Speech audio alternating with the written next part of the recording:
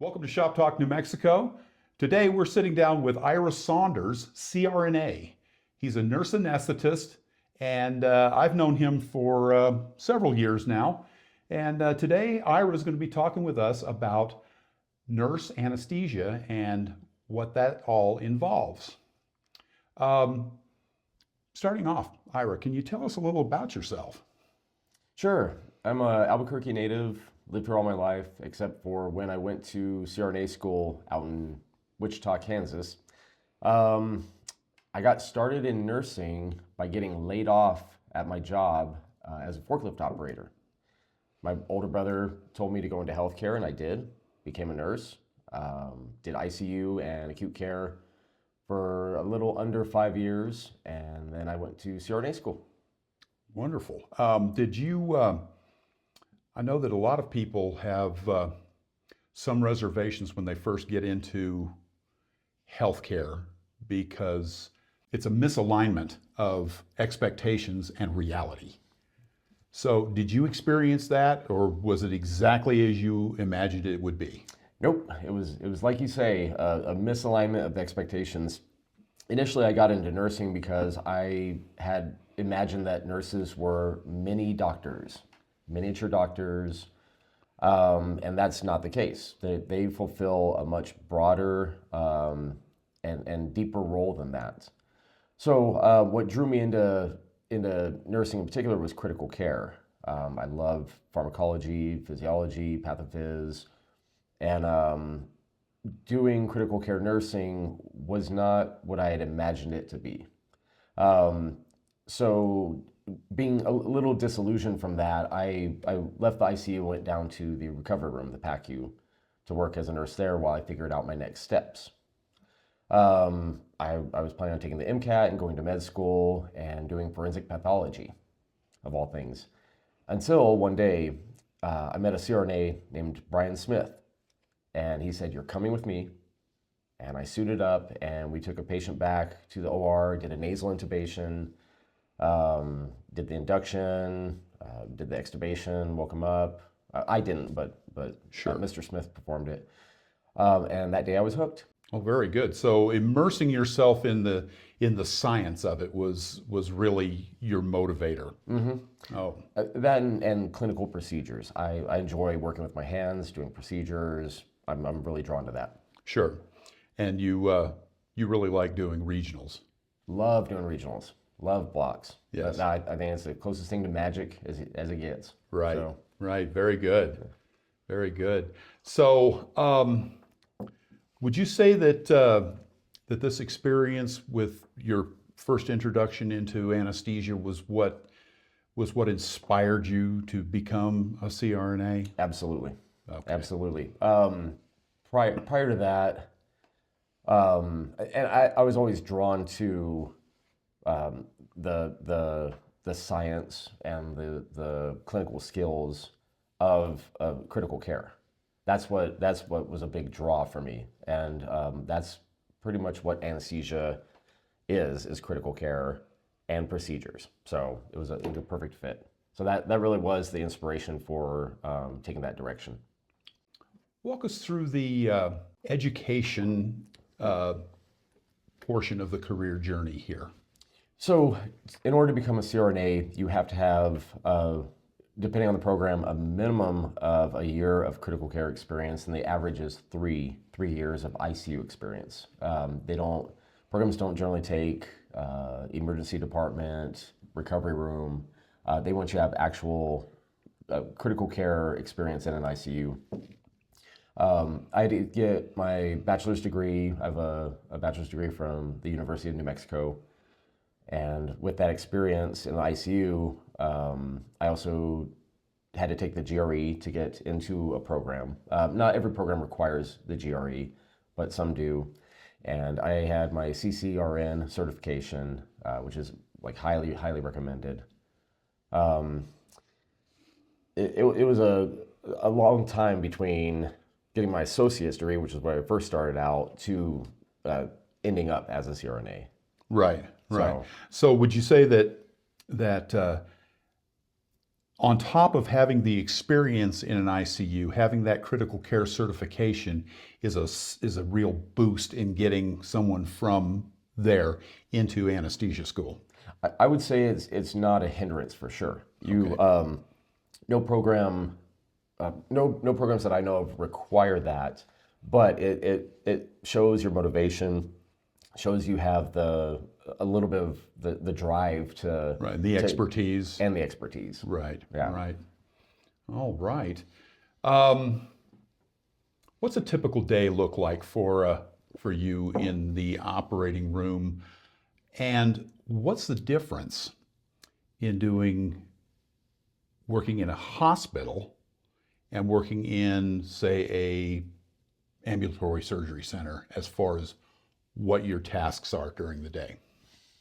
The primary difference between working in a ambulatory surgery center versus a hospital setting is when I'm out at a site like the surgery center, I'm pretty much tasked with getting the equipment ready, doing anesthesia machine checkout, organizing supplies, and making sure that I have everything I need before the day starts. In the hospital setting, we have staff who's available to do the machine checks for us, our anesthesia techs. Right. My day starts out with getting the list of patients that we're going to be performing surgery for, going through their medical history, introduce myself to the patient, performing a very short history and physical, quick physical examination to identify their airway and see if it's going to be easy to place a breathing tube or not. See if any other pertinent details stick out that would make it less than wise to give them anesthesia that day. And then proceeding with doing the anesthetics, the cases. I also have an administrative role at my primary job where I'm the lead educator. So there's administrative tasks that are involved with that. I do the scheduling for staff, educational projects, competencies, proficiencies, kind of admin stuff. Nearing the end of the day, if it's the surgery center, I make sure that the patients have been safe and that they're ready for discharge. The hospital, same thing, and then I change out and I go home. All right. Okay. We're going to take a little break, and then we will be back in just a moment. If you or someone you love suffers from a chronic condition such as diabetes, heart disease, COPD, IBS, Crohn's, arthritis, or any number of other chronic illnesses, you need to see this. Living with a chronic health condition isn't rare. It's the norm. 6 in 10 Americans live with at least one chronic illness, and 4 in 10 live with 2 or more. Living with it. Practical coping strategies for chronic health conditions cuts through the noise with clear, usable guidance. No cliches, no false promises. This book helps you manage daily symptoms, reduce stress, communicate better with doctors and family, and regain a sense of control over your life. If you're tired of just getting by, it's time to learn how to live well. With it. Okay, we're back. So what's the biggest challenges that you face in your role as a CRNA, and how do you manage the stress and responsibilities of administering anesthesia? I would say the biggest challenges in my role, I would split into 2 different categories. One is the immediate challenge of taking care of the patient, who you're removing most of their physiologic safeguards of their life in order to perform surgery for them. And that comes with a great deal of responsibility, and as you can imagine, a great deal of stress sometimes. Absolutely. The other branch of the challenges in anesthesia are it's a constantly evolving profession. There's a number of political issues involved with anesthesia, which are challenging to deal with, not so much on a day-to-day basis, but more of a global kind of outlook on the profession. Sure. Managing the stress, the initial stress of taking care of a human being, there's lots of ways to manage your stress poorly. Some people do it through addictions. Some people do it through personality changes, things like that. The way I deal with it is I understood what it was going to be like when I first got into it. Sometimes you don't realize the depth of what it's going to be when you first start doing it. But I take on the responsibility for the patient, and I give it my full attention when I'm in the operating room or surgery center. And I make sure that I'm prepared and ready, and I think that takes away about 99% of the stress. Right. So as far as the stress of the other challenges with the profession, I don't have my ego invested in being a CRNA. It's not my identity. So I'm perfectly okay if I'm not a CRNA, although I do take enormous pride in what I do. Well, I've worked with you for quite a while now, and I've seen what you do, and I would say you do quite an excellent job. Thank you, Carson. I appreciate that. We were talking about the stress, what it does to practitioners. And we know that anesthesiology has a higher than average rate of drug diversion. Double. Yeah. And I was just wondering, what has been your experience? No names or anything, of course, but what has been your experience in seeing that? I don't have any numbers in front of me. I'm not sure if that's on the rise or not. I've never witnessed it. I had an incident at a hospital I worked at when I was a nurse where it was very obvious that someone was trying to get me to pull out a controlled substance for them, which I declined and reported it. The addiction problems are very high in anesthesiology due to the fact that it is a stressful profession and there is ready access to the controlled substances. There's built-in safeguards through the DEA and local pharmacies located inside hospitals that help safeguard against diversion, but it's unfortunately a problem that doesn't have a clear solution. I've known providers who have struggled with addiction problems and have gone through the diversion programs by the State Board of Nursing or the State Medical Board. And you talking to these folks, they're just regular folks, just like you and I. Oh, sure. And you never would have suspected that they had been diverting. So the numbers are pretty high in anesthesiology, unfortunately. Right.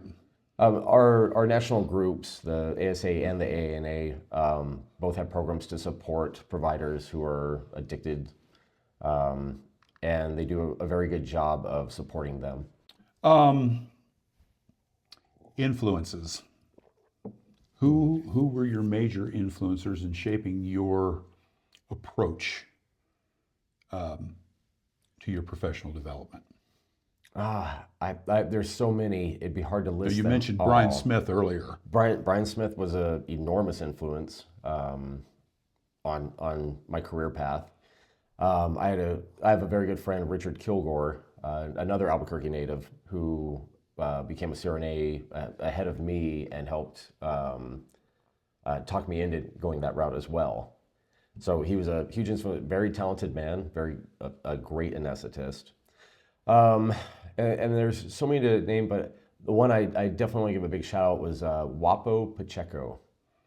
And he was a CRNA that I met out in Kansas, and he showed me an amazing amount of skills that I still use to this day. Great. Yep.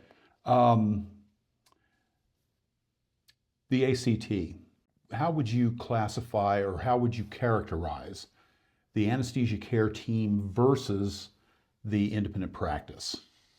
The anesthesia care team model is a model based on CRNAs working under the either medical direction or medical supervision of an anesthesiologist.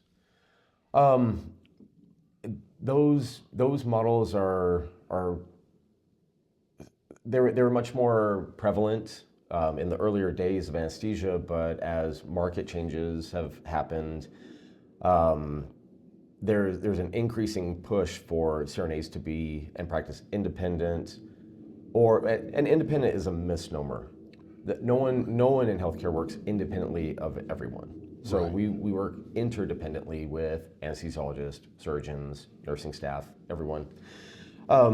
But the big push is for CRNAs to work either with collaboration with anesthesiologists, where we still present cases, discuss cases and appropriate care. So that's the anesthesia care team. Well, that's approach. actually that is part of the anesthesia care team model, Okay. but that's also applied to the collaborative model, which is where you have anesthesiologists and CRNAs working linearly, rather Right. than a model of supervision or direction. Sure.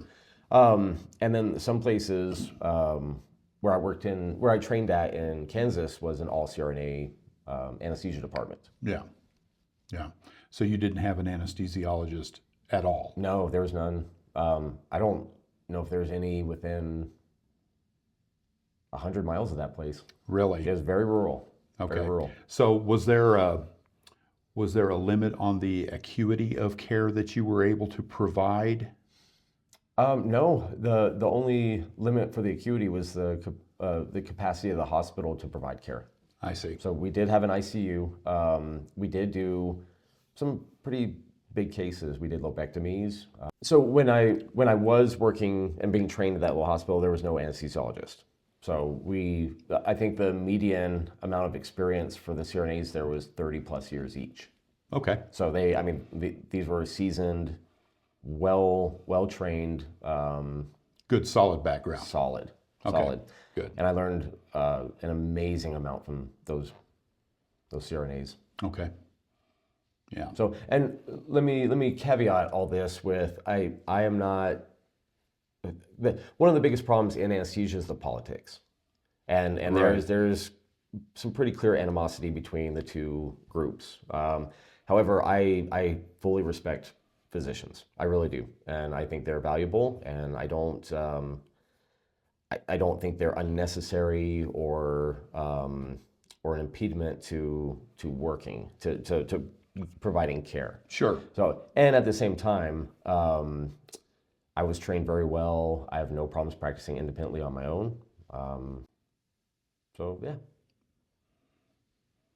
Yeah. When I was in the Air Force, when I first started out, this was back in the mid '80s. The hospital had 3 CRNAs and no anesthesiologist. Mm-hmm.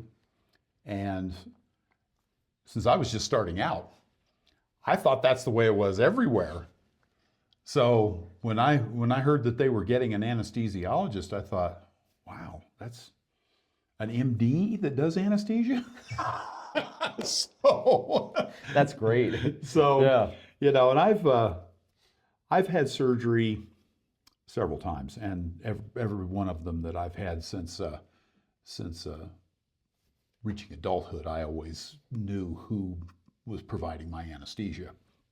And I would say that I've had anesthesia 3 times from an anesthesiologist, and I've had anesthesia 4 or 5 times from a CRNA, Wow.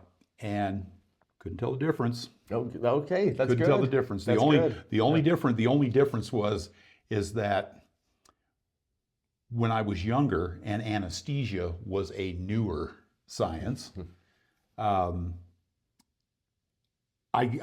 did not do as well, but that was because of the anesthesia that they had available, not the anesthesia provider. Right. So Right. so there was a big difference there. Excuse me. So how much has anesthesia changed in the years since you first got started in it, and how much has it changed since its inception? Ooh. Let's start with my rough understanding of the history of anesthesia. Okay. So, I could be wrong in this, but my understanding was that anesthesia was first given by surgical residents in the very olden days, and the patients kept dying. Not because they were inept, but because they were so focused on the surgery, they were looking at the surgical procedure itself and not monitoring the patients. Right. So the surgeons decided they didn't like that. So they started having, I believe, nuns giving the anesthetic, and just they were a complete separate, they weren't interested in the surgery, just your only role is to do the anesthetic. The idea of providing an anesthetic in those times is absolutely terrifying to me, because there was no physiologic monitoring, no labs. You literally put your finger on their pulse, and I think you were dropping ether and chloroform on some gauze on a mesh mask that the patient went unconscious with. Yep. Not my thing. Doesn't sound like my kind of thing. No. So anesthesia has evolved greatly since then, and with the advent of in-tidal CO2 monitoring and pulse oximetry, it became enormously safe. So those two inventions have saved countless numbers of lives. And so it's led us to an anesthetic where it's 400 times safer than the drive to the hospital. Right. Which is nice. And as far as what I've seen a huge shift in the market for anesthesia. When I first got into anesthesia, the wages were very nice, and now they are through the roof. But most places that I've seen, most hospital systems now contract out an anesthesia group rather than having them be an employee of the hospital. Right. And most anesthesia groups are offering just straight cash. I mean, they're offering 1099 contract work. They usually don't provide W-2 benefits. So the wages have just skyrocketed. There's also a huge demand right now for our services, and not enough people to give it. Right. So it makes the prospects for anesthesia very good in the And future. we're seeing that throughout the country. Yep. Oh yeah, I saw a job offering in North Carolina that was through the roof. Yeah. Through the roof. So what you're saying is, nurses, get some ICU experience and go to anesthesia school. That's right. Kids, go to school. That's right. That's what I'm saying.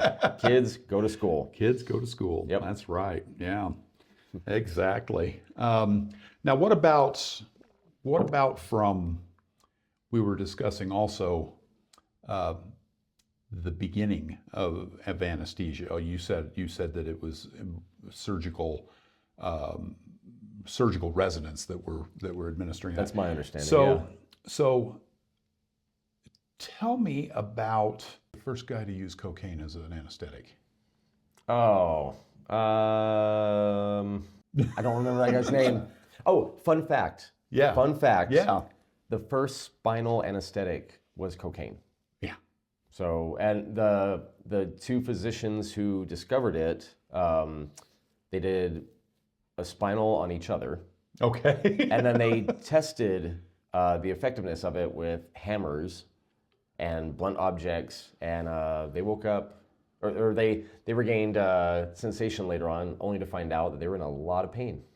So Really? yeah, So they didn't have video games back then, so they had to find some way to entertain themselves. So okay. first spinal. Well, hey, you got to find out about it somehow or other. That's it. I'm certainly not going to be one of those that volunteers to be the first in a medical experiment. Yeah, me either. Me either. So- the early bird may catch the worm, but the second mouse gets the cheese. Right. So Right. So aside from staying in school, studying hard, getting a job in an ICU, what other advice would you give, career advice would you give to someone who's looking to become a CRNA? my career advice for anyone going into anesthesia, and in particular CRNA school, is be fully invested in the journey itself. a lot of times people think that they're going to be able to work part-time while going to anesthesia school. That's Not happening. not going to happen. My program forbade us to work, and they would eject you from the program if they found out you were still working, because the attrition rate is so high. Right. So it was challenging enough without the added stress of having to hold down a job. I would say really look inside yourself and determine if you have the fortitude to put your life on hold for 36 months and endure a lot of, hardship in the meantime, not just financially, but psychologically. It's a stressful process. And really evaluate if that's something you're willing to do in order to reap the rewards of it later. Good. So, needless to say, there's no correspondence schools. No fully online courses for giving anesthesia. Can't do it online. My other advice would be to, when you are working in the critical care unit, the ICU, is to treat it like you are the intensivist. Learn how to manage patients, learn the pathophysiology behind the processes, and learn as much as you can while you have that hands-on experience. Right. So treat the patient like they're yours. Right. So Very good advice. Okay, so advances in anesthesia. Just like anything else, anesthesia is going to expand exponentially. How do you keep up with that? in order to keep our license, both in nursing and the CRNA, we need continuing education credits. So there's lots of opportunities to get those. Valley, Apex are some board prep companies that have continuing education credits and courses. There's the AANA, our national organization, which provides some free CEUs and some paid courses. We have a recertification every 4 years, like a 4-year period. Sure. And I'm a rabid consumer of anesthesia facts and little factoids. And I love looking up things on the internet. It sounds kind of flippant, but a lot of what I get is by going through electronic journals. YouTube has some great resources Right. on anesthesia and anesthesia practice. Not official official practice, but food for thought. Lots of food for thought. And then I love socializing with colleagues, gleaning ideas from them, learning how they practice. Sure. Yeah. And a lot of the technology advances have really been game changers. Huge. The development of Sagamadex as one. The ability to reverse paralytics that's a big That's thing. a huge thing. Optical intubation. That's and I've seen it where the video monitor is actually on the handle of the laryngoscope. That's that's very, very futuristic looking. Very, and I believe that will be standard of care in the near future. Right. I believe that the days of direct laryngoscopy won't survive another 10 years. Sure. So yeah, and that certainly makes sense. When you see so many intubations that are difficult intubations, problem airways that patients have, and the struggles that you guys tend to have with that. I think that and video intubation is just so slick. it is. It really is. It's wild. So when I first started my program was when video laryngoscopy was starting to catch its momentum, along with ultrasound. right. Those existed prior, but they really caught on. Right. I'm assuming here in the future also that ultrasound guided procedures and lines will become standard of care at some point. Sure. Because it's and Yeah. I love ultrasound technology. I think it's one of the best things. You ever seem to been be in. a fan. I am. Looking back, what are you most proud of in your career, and what do you hope the profession's legacy? What do you hope your professional legacy will be? Carson, I think what I'm most proud of in my career is the number of people I've been able to help.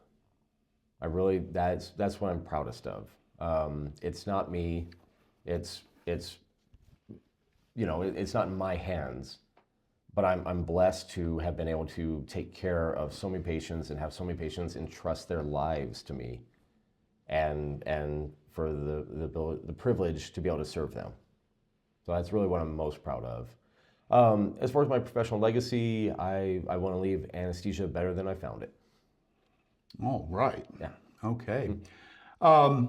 Anything else you'd like to tell the viewers here about anesthesia? I highly recommend it to everyone. I think everyone should go into it who is a good fit for it. And I think that we're going to see even more technological advancements and more demand for our practice. I think it's got an amazing future to it.